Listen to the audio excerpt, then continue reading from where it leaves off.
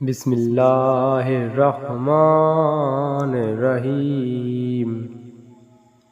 شروع کرتا ہوں اللہ تعالیٰ کے نام سے جو بڑا مہربان نہایت رحم والا ہے۔ لوگوں نے پوچھا، یا رسول اللہ کون سا اسلام افضل ہے؟ تو نبی صلی اللہ علیہ وآلہ وسلم نے فرمایا، وہ جس کے ماننے والے مسلمانوں کی زبان اور ہاتھ سے سارے مسلمان سلامتی میں رہیں۔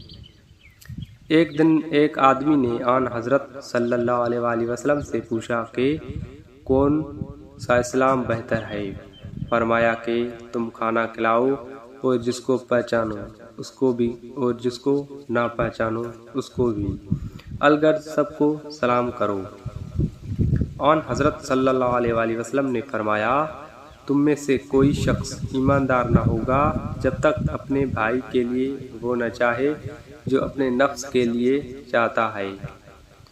بے شک رسول کریم صلی اللہ علیہ وآلہ وسلم نے فرمایا، قسم ہے اس ذات کی جس کے ہاتھ میں میری جان ہے، تم میں سے کوئی بھی ایماندار نہ ہوگا جب تک میں اس کے والد اور اولاد سے بھی زیادہ اس کا محبوب نہ بن جاؤں۔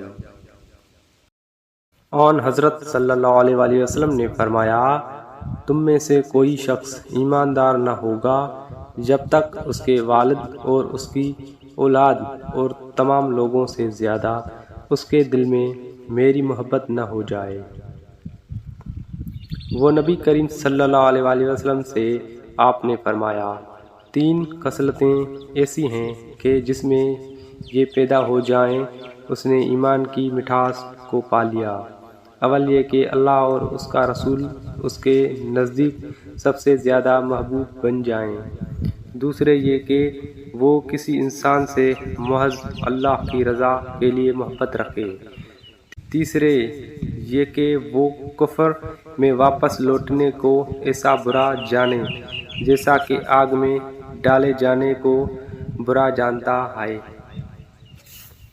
آپ نے فرمایا، انصار سے محبت رکھنا ایمان کی نشانی ہے اور انصار سے کینہ رکھنا نفاق کی نشانی ہے۔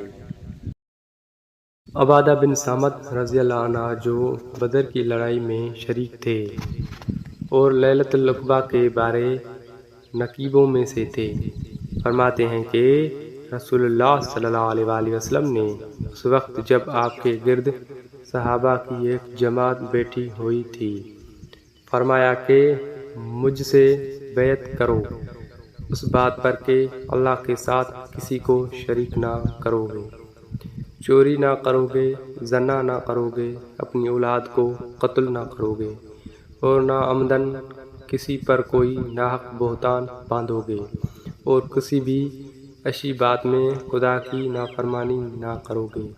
جو کوئی تم میں اس عہد کو پورا کرے گا تو اس کا ثواب اللہ کے ذمے ہے، اور جو کوئی ان بری باتوں میں سے کسی کا ارتکاب کرے اور اسے دنیا میں اسلامی قانون کے تحت سزا دے دی گئی تو یہ سزا اس کے گناہوں کے لیے بدلہ ہو جائے گی، اور جو کوئی ان میں سے کسی بات میں مبتلا ہو گیا اور اللہ نے اس کے گناہ کو چھپا لیا تو پھر اس کا معاملہ اللہ کے حوالے ہے، اگر چاہے معاف کرے اور اگر چاہے سزا دے دے۔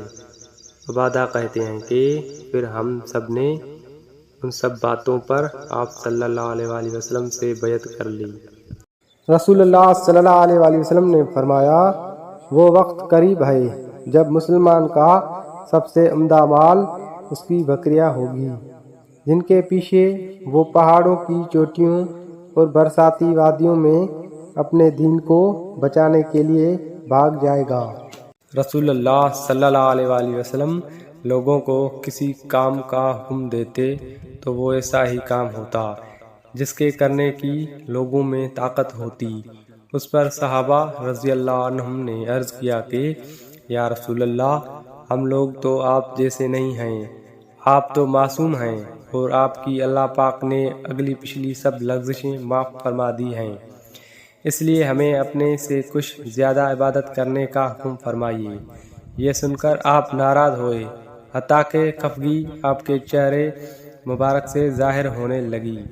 پھر فرمایا کہ بے شک میں تم سب سے زیادہ اللہ سے ڈرتا ہوں اور تم سب سے زیادہ اسے جانتا ہوں، پس تم مجھ سے بڑھ کر عبادت نہیں کر سکتے۔